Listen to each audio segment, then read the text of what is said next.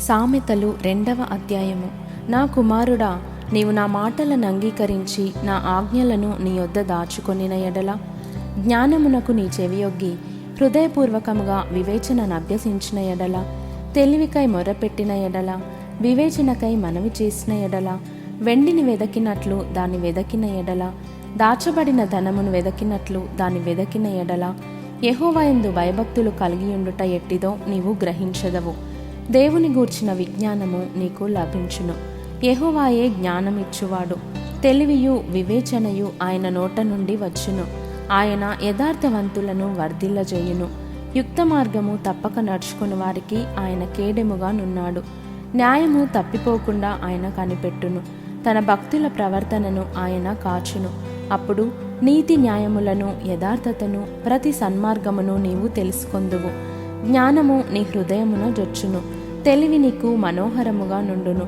బుద్ధి నిన్ను కాపాడును. వివేచన నీకు కావలి కాయును.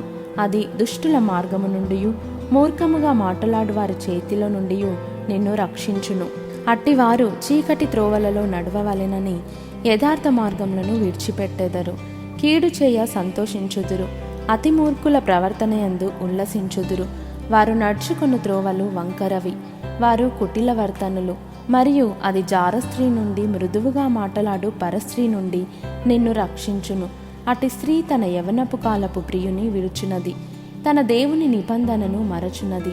దాని ఇల్లు మృత్యువునొద్దకు దారితీయును. అది నడచు త్రోవలు ప్రేతల యొద్దకు చేరును. దాని యొద్దకు పోవు వారిలో ఎవరునూ తిరిగిరారు. జీవమార్గములు వారికి దక్కవు.